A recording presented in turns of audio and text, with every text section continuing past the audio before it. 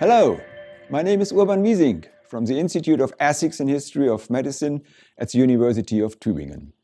Today, I would like to introduce you to the International Code of Medical Ethics, the ICOME. It is a code by the World Medical Association that was adopted in 1949 and was comprehensively revised in 2022. This code not only has a long history, but is also very ambitious. It aims to express what unites the medical profession globally in ethical terms. The code aims to reflect the consensus on what is ethically common to doctors around the world. And that is certainly an ambitious claim. But this claim is important because it applies to a very specific situation. The world is globalizing, and the likelihood of coming into contact with a doctor from another culture through migration or travel is increasing. The code wants to answer the question on what can be expected of doctors around the world in ethical terms. Or, in very practical terms, no matter where in the world I break my leg, what can I expect from doctors in terms of ethics? That's what the code is about. All these standards in the codes are linked to the medical profession.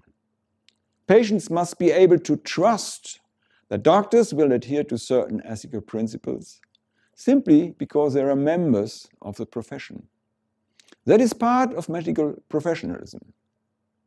There is an accompanying video by Dr. Pasi from the German Medical Association about the history of the code, and especially the last revision, and a video by Dr. Ottmar Kläuber, Secretary General of the World Medical Association, about the World Medical Association and the importance of the code in this organization. You can access it here. Okay, let's start. The year of adoption shows that it is one of the first documents by the World Medical Association. This organization was founded in 1947 in the wake of the Second World War and the crimes and gross human rights violations committed by German doctors in particular. 1 year later, in 1948, the World Medical Association adopted the Declaration of Geneva, the Physician's Pledge, also known as a kind of modern Hippocratic Oath. In the following year, 1949, the International Code of Medical Ethics was adopted, which was intended as a more detailed supplement to the Geneva Pledge. Since then, it has been revised 4 times. The last revision in 2022 extensively expanded the ICOME. This has essentially created a new code, which I would like to present. The following preamble is long, therefore individual sentences are explained. Preamble. The World Medical Association, WMA, has developed the International Code of Medical Ethics as a canon of ethical principles for the members of the medical profession worldwide. In concordance with the WMA Declaration of Geneva, the Physician's Pledge, and the WMA's entire body of policies, it defines and elucidates the professional duties of physicians towards their patients, other physicians and health professionals, themselves, and society as a whole. The preamble first of all emphasizes the global claim. The code addresses doctors worldwide. Doctors, in turn, have obligation to various groups of people, to themselves and to society. The ICOME is also one of many WMA documents. For these reasons, reference is made here to the concordance, to the previously mentioned Declaration of Geneva, and to other ethical guidelines of the WMA. They are intended to provide a coherent set of ethical rules for the medical profession. The physician must be aware of applicable national, ethical, legal, and regulatory norms and standards, as well as relevant international norms and standards. Such norms and standards must not reduce the physician's commitment to the ethical principles set forth in this code? The relationship to the respective national and international ethical, legal, and regulatory standards is addressed here. Firstly, knowledge of these is required. Doctors must be familiar with the relevant laws and standards for their work in their country. And secondly, comes an important stipulation. If the law prescribes lower standards, then the stricter obligations of this code should still apply to doctors. The code is a set of standards set by the medical profession itself. It reflects the moral consensus of the globally organized medical profession, in addition of the respective national or international norms and standards. The International Code of Medical Ethics should be read as a whole, and each of its constituent paragraphs should be applied with consideration of all other relevant paragraphs. Consistent with the mandate of the WMA, the code is addressed to physicians. The WMA encourages others who are involved in healthcare to adopt these ethical principles. Two problems are addressed in this paragraph. First, doctors should not apply just one paragraph in isolation in a specific situation, but must take all the other relevant paragraphs into consideration as well. This is because several ethical principles usually come into play in medical treatment. Medical ethics is often characterized by complex considerations and conflicts between these principles. Second, the relationship between code and other professions is also addressed. This is a difficult situation. The WMA can only speak for its members, which are national medical associations. These, in turn, can only speak for their members, and these are physicians. Nevertheless, numerous other healthcare professions are involved in medicine. However, the WMA cannot impose moral rules on them. It has no moral authority over other medical professions. This paragraph is the WMA's response to this conflict. Other professions are encouraged to follow the principles of this code. Presumably, they will not follow completely different principles, but unfortunately, there is still no standardized code of ethics for all medical professions. In this respect, this paragraph also points to a task for the future. This section sets out the basic orientation of the profession.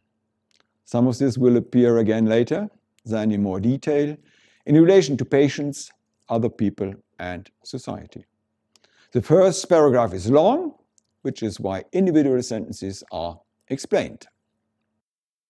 1. The primary duty of the physician is to promote the health and well-being of individual patients by providing competent, timely, and compassionate care in accordance with good medical practice and professionalism. The well-known basic principle of medicine and the fundamental values of medicine are addressed here. The basic task of medicine to help sick people. This orientation can already be found in the Hippocratic Oath. The standard also represents the individual perspective, the health and well-being of the respective person on which the document is based. Why does this paragraph demand not only health, but also well-being? Well-being emphasizes that the individual experience of health can never be fully reflected in an objective concept, and that restoring individual quality of life is also an important aspect next to purely medical functions. What is important here is the commitment to good medical practice. It is a moral imperative for members of the profession to act on the basis of scientific findings. That means evidence-based. Why is that? Well, it has proven to be successful. As a doctor, you have the freedom and responsibility to act individually in each individual case. But as a doctor, you must not ignore knowledge that is necessary for successful action. And you must not act against your better judgment. There is no arbitrariness in medicine, but an obligation to act in accordance with good medical practice.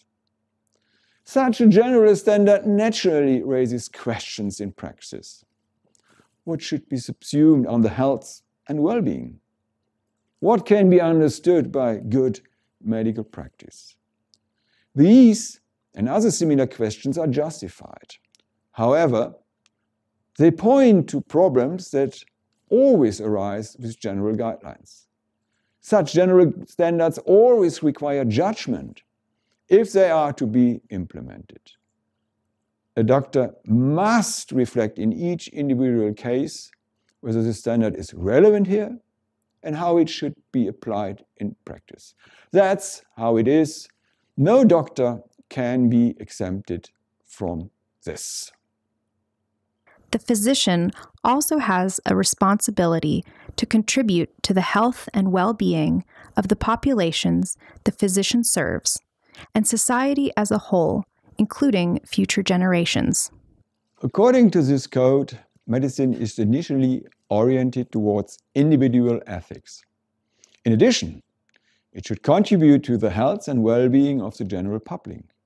It should not be limited to current generations and should refrain from measures that harm future generations. The physician must provide care with the utmost respect for human life and dignity, and for the autonomy and rights of the patient.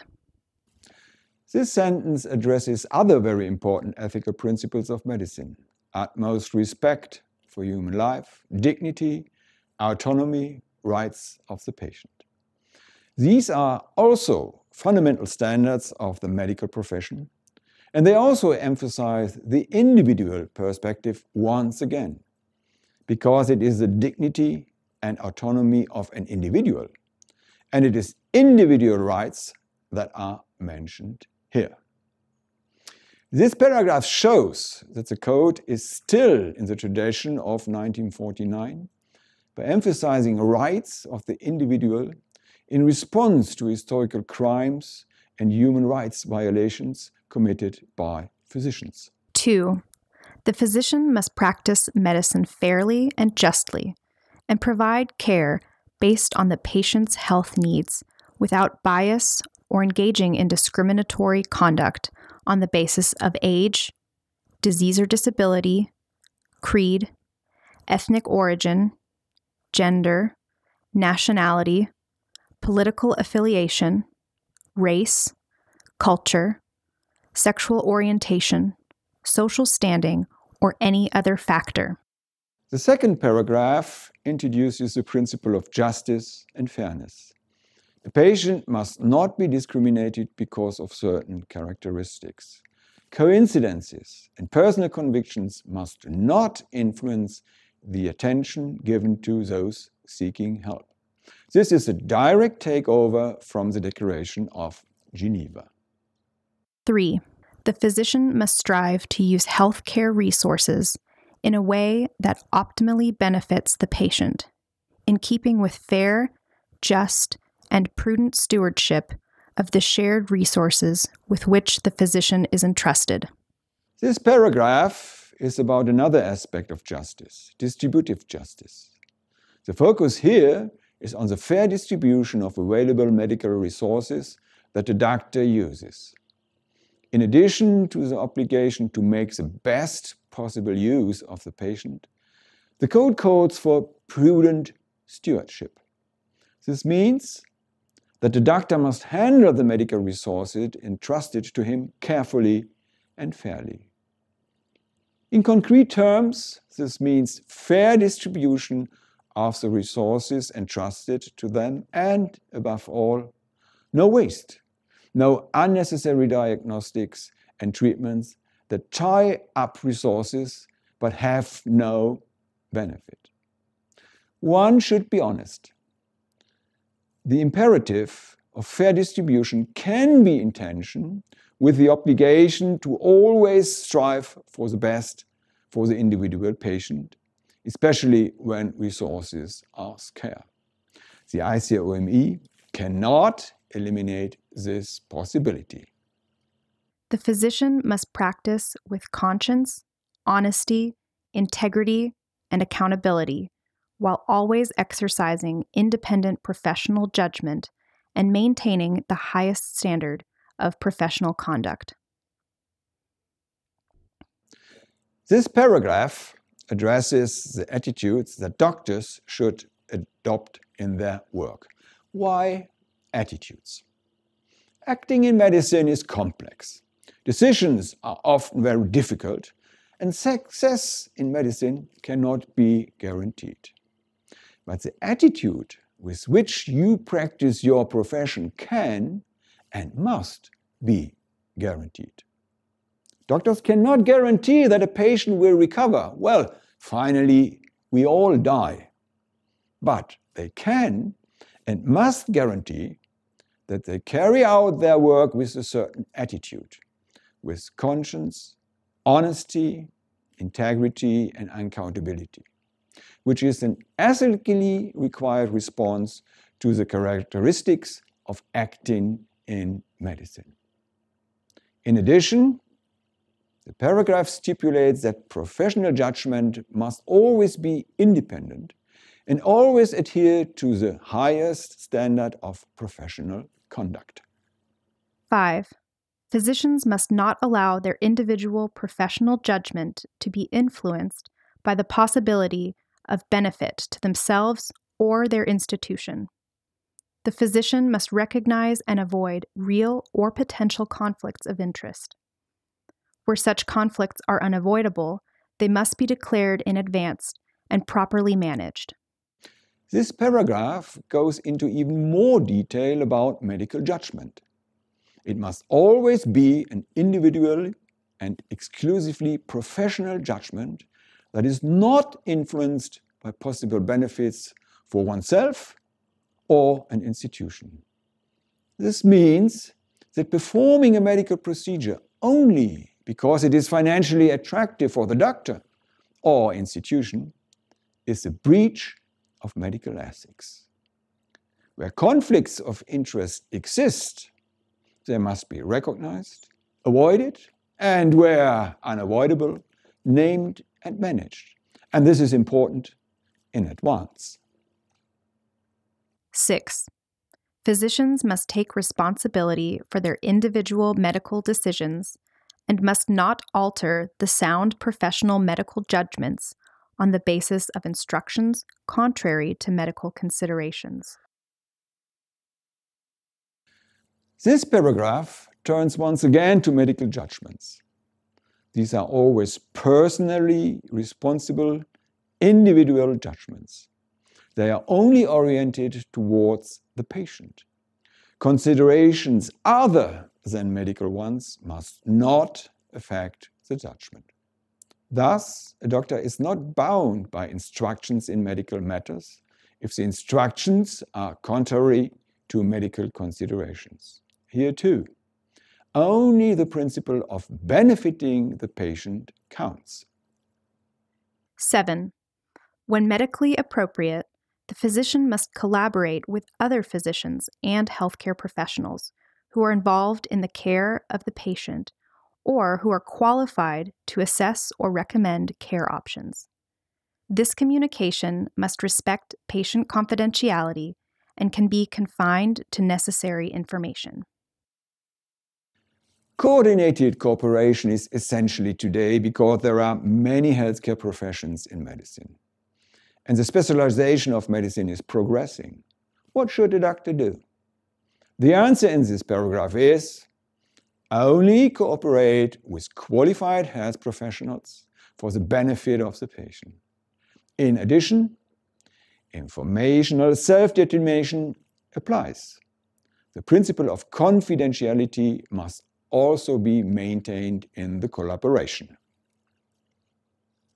8. When providing professional certification, The physician must only certify what the physician has personally verified. Once again, the code addresses the matter of medical judgment. A certificate must always be checked and issued personally. Here too, individual responsibility is demanded of the doctor. It cannot be delegated. This means that if a doctor certifies something, she or he must have personally checked whether it is correct. 9. The physician should provide help in medical emergencies while considering the physician's own safety and competence and the availability of other viable options for care. This paragraph prescribes 2 limits for assistance in an emergency. Doctors must consider their own safety and they must not act beyond their competencies in emergencies. It is also interesting that providing help is only prescribed with a should. This was long disputed in the work group that drafted the code. Why only should? Initially, it was demanded that a physician must provide help in emergencies. And for highly developed countries, a must would probably have been appropriate.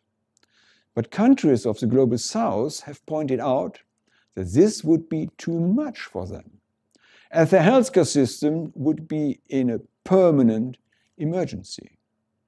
Always having to help in emergencies would simply be unrealistic for them. That is why only a should was defined. And here you can see what it means to strive for a global consensus. 10. The physician must never participate in or facilitate acts of torture or other cruel, inhuman, or degrading practices and punishments. Other declarations of the WMA also refer to this prohibition. For many countries, this provision is unproblematic because they do not engage in such practices. In some countries, however, such practices do exist. And there, this paragraph can lead to difficult situations for doctors, as they may face sanctions if they refuse to help with force feeding, for example. 11. The physician must engage in continuous learning throughout professional life in order to maintain and develop professional knowledge and skills. Advancing science demands constant learning. We live in times in which more knowledge is being produced than ever before, and medicine is changing faster than ever. What you have learned during your studies can soon become outdated. There is only one answer to this: continuous learning throughout the professional life. 12. The physician should strive to practice medicine in ways that are environmentally sustainable, with a view to minimizing environmental health risks to current and future generations. Here is a commitment that includes the environmental aspect. The healthcare sector accounts around 4% of global CO2 productions. That's a lot. And other environmental pollution is also caused by medicine. This is why doctors should practice environmentally sustainable medicine as far as possible. Duties to the patient. This section concretizes what the general principles mentioned above mean for the relationship with the patient. 13. In providing medical care, the physician must respect the dignity, autonomy, and rights of the patient. The physician must respect the patient's right to freely accept or refuse care in keeping with the patient's values and preferences. General ethical principles from paragraph 1 are repeated here and discussed for the relationship with the patient. The respect of the dignity, autonomy, and the rights of the patient is mentioned here in the first place. Alongside the principles of beneficence and non-maleficence, Respect for autonomy is the most important ethical principle of medicine. And if there is a conflict between benefit and self-determination, then the patient's self-determination generally has a higher value. This is also expressed in the right of a patient to refuse the therapy, even if it is a very helpful therapy. However, it does not mean that a patient has the right to demand useless measures. The patient's self-determination is a right of defense, not a right of entitlement. 14. The physician must commit to the primacy of patient health and well-being and must offer care in the patient's best interests. In doing so, the physician must strive to prevent or minimize harm for the patient and seek a positive balance between the intended benefit to the patient and any potential harm. The Code now mentions the patient's health and well-being, thereby emphasizing the fundamental orientation of medicine. All measures must have a favorable risk-benefit ratio. This is because medical interventions not only have desirable, but also undesirable effects. These can sometimes be life-threatening. Think of a high-dose chemotherapy. Doing no harm alone is not a reasonable approach in medical ethics. Every intervention must be weighted up. What are the benefits? What are the risks? What is their relationship to others? The risk-benefit assessment is multidimensional: physical, psychological, social, biographical, and for some people, spiritual.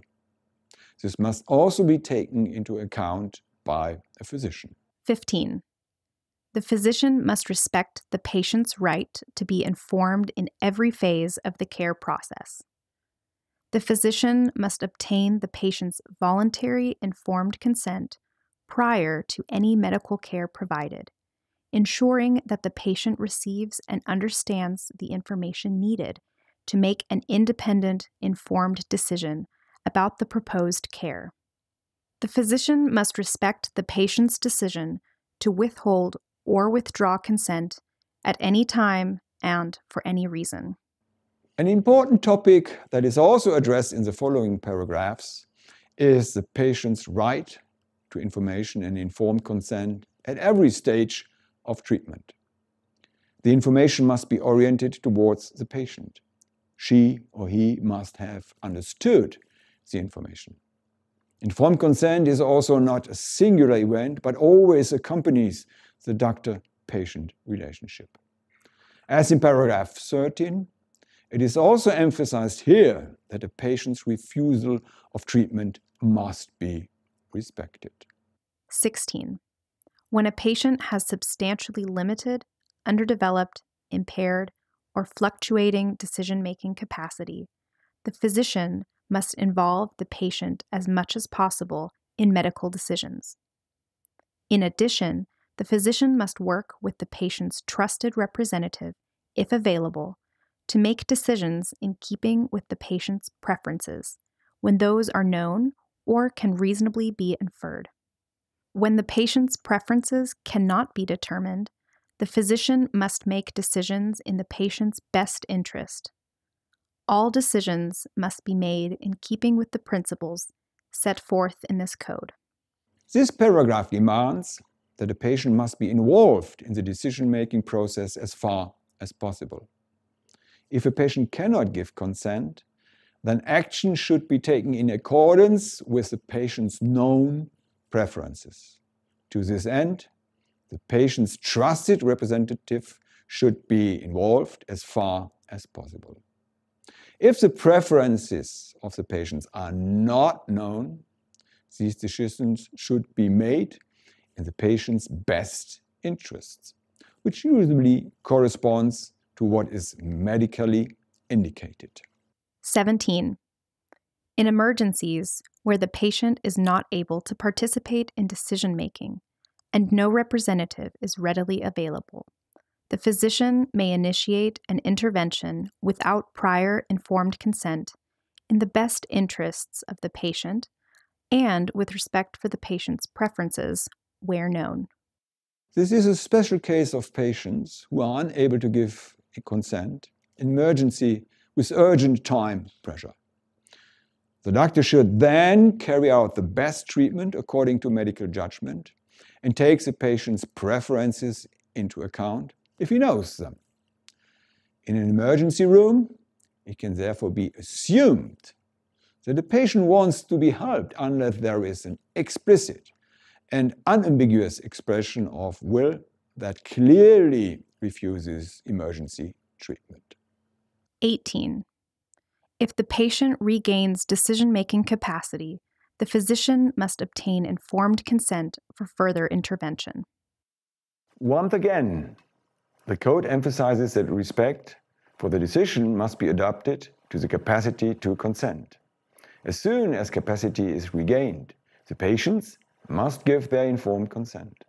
This can also mean that helpful measures that have been started are cancelled if the patient does not consent.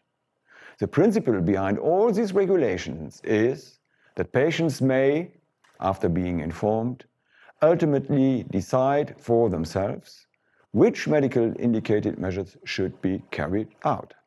19. The physician should be considerate of and communicate with others, where available, who are close to the patient, in keeping with the patient's preferences and best interests, and with due regard for patient confidentiality. Here, too, there is a provision to uphold the principle of self-determination as far as possible if the patients are unable to express themselves. The doctor is obliged to consult others who are close to the patient to interpret the patient's presumed wishes. In the case of patients capable of giving consent, the doctor needs the patient's consent to inform relatives. 20. If any aspect of caring for the patient is beyond the capacity of a physician, the physician must consult with or refer the patient to another appropriately qualified physician or health professional who has the necessary capacity. Professional behavior also means knowing your own limits. And when these limits are reached, consultation or delegation should take place. The ethical principle of individual benefit also applies here. Cooperation is indispensable nowadays because no one is capable of practicing the whole of medicine anymore. 21. The physician must ensure accurate and timely medical documentation. Why documentation? Quite apart from the fact that it is a legal obligation, documentation is also ethically indispensable, especially in division of labor.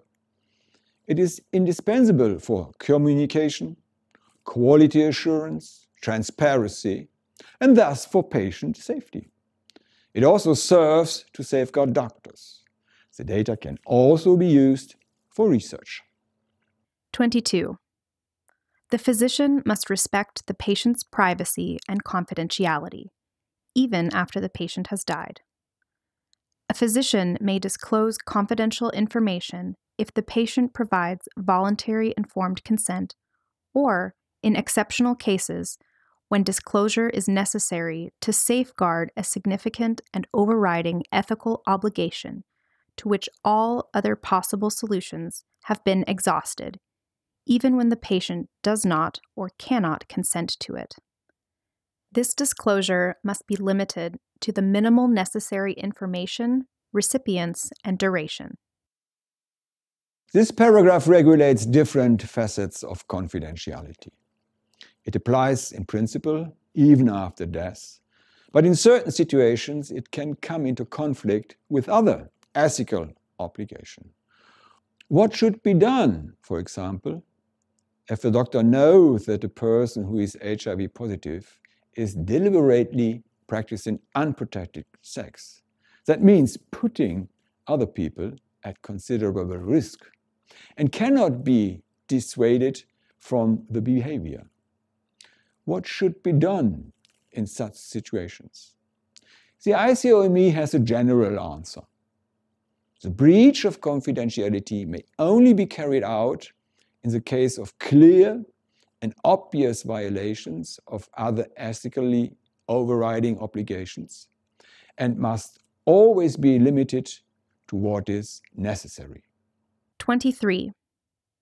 If a physician is acting on behalf of or reporting to any third parties with respect to the care of a patient, the physician must inform the patient accordingly at the outset and, where appropriate, during the course of any interactions.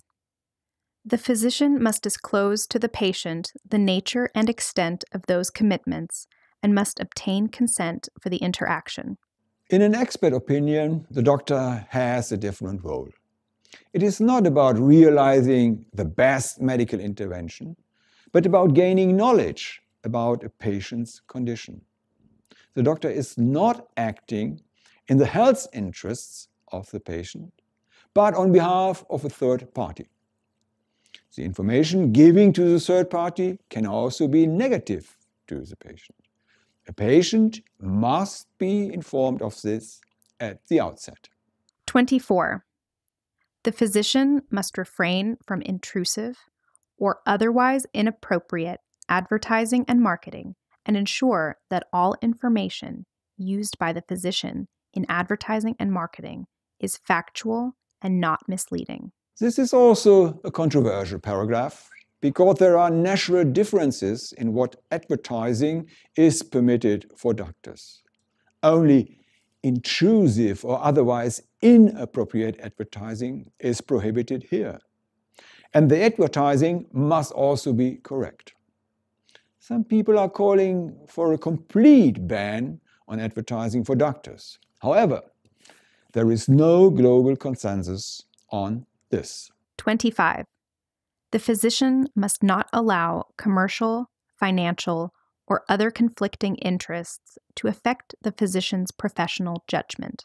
This paragraph demands, once again, that the medical judgment must be an exclusively medical and that other influences may not influence the judgment.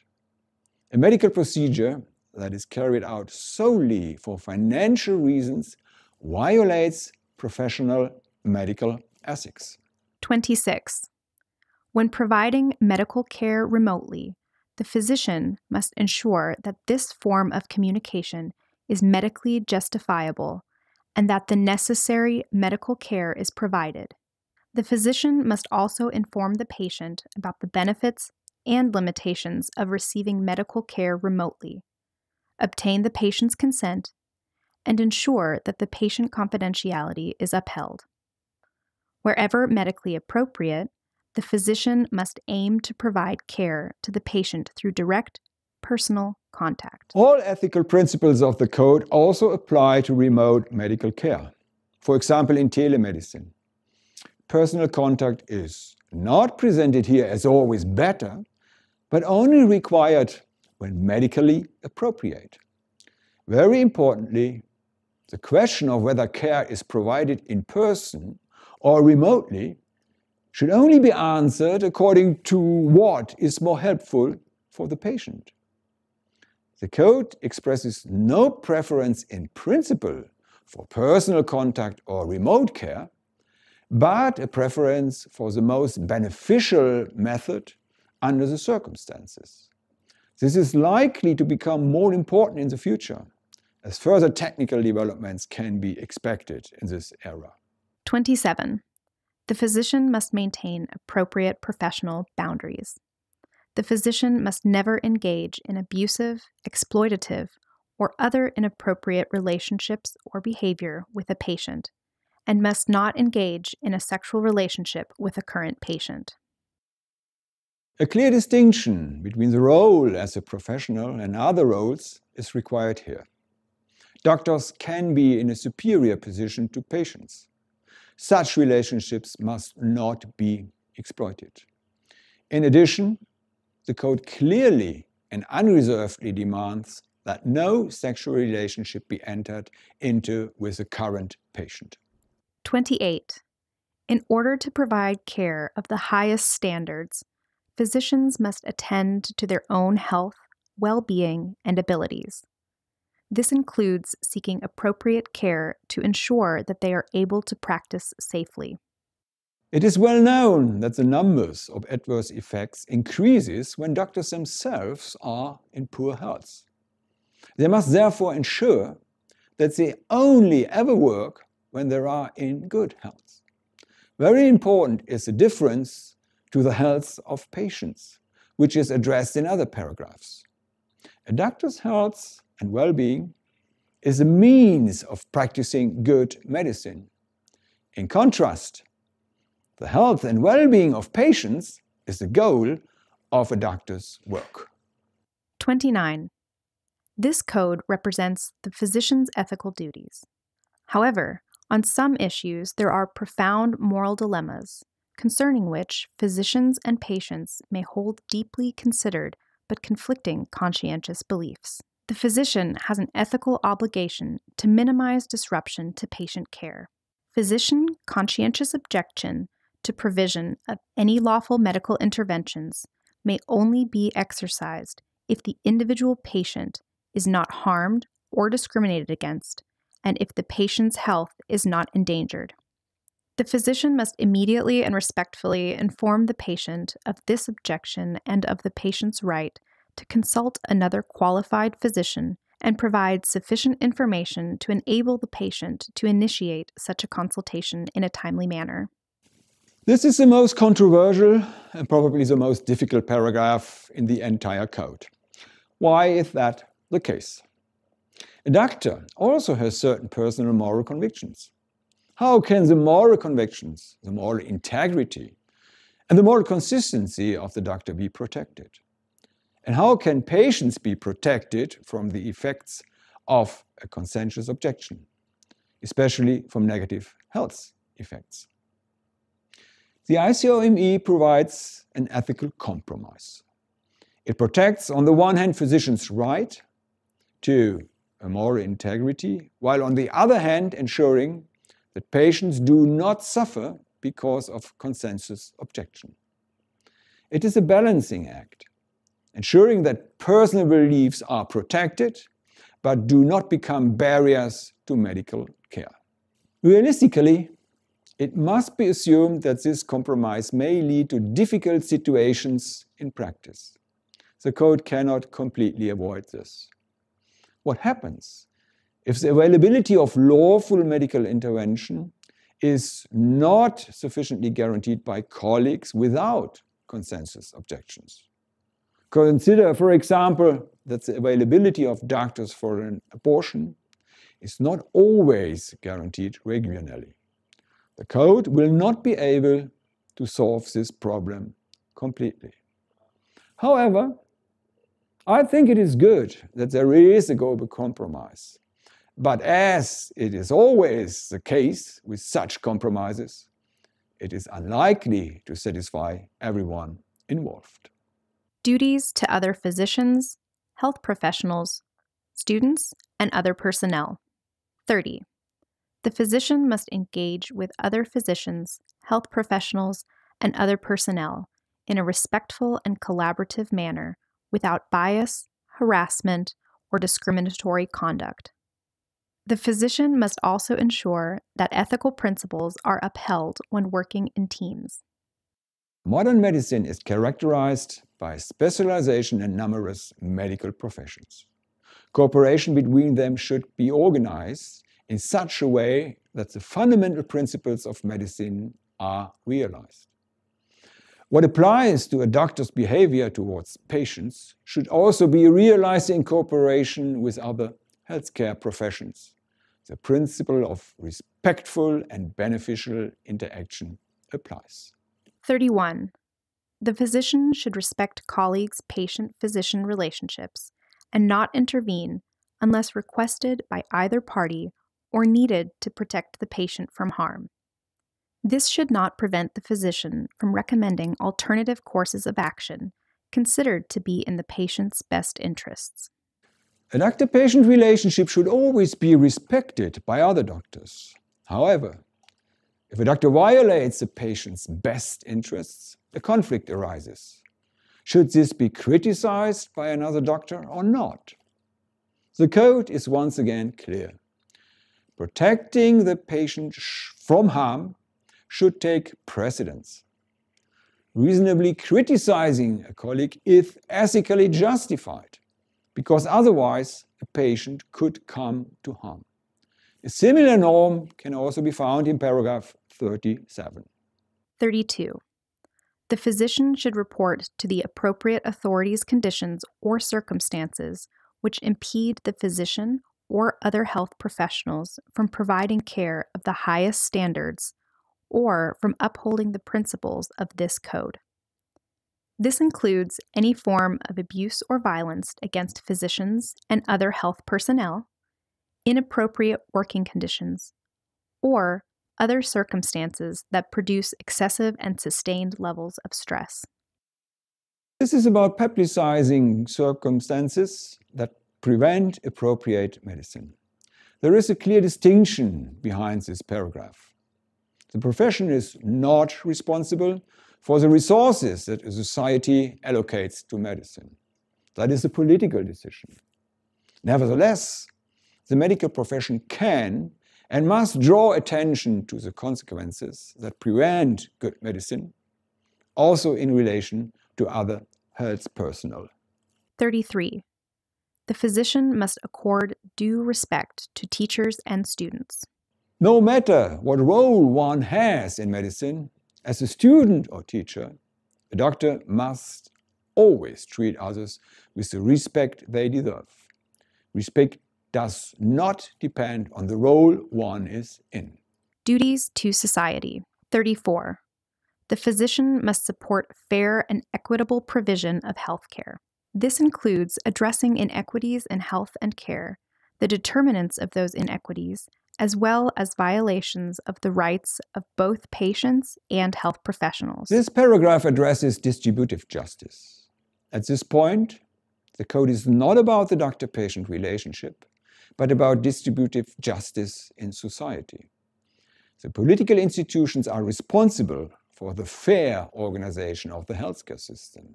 However, doctors can support this, especially by addressing injustices. That is why the paragraph only talks about supporting fairness and addressing inequities. This is what a doctor can do at a social level, and such a voice is important in social discourse. 35. Physicians play an important role in matters relating to health, health education, and health literacy.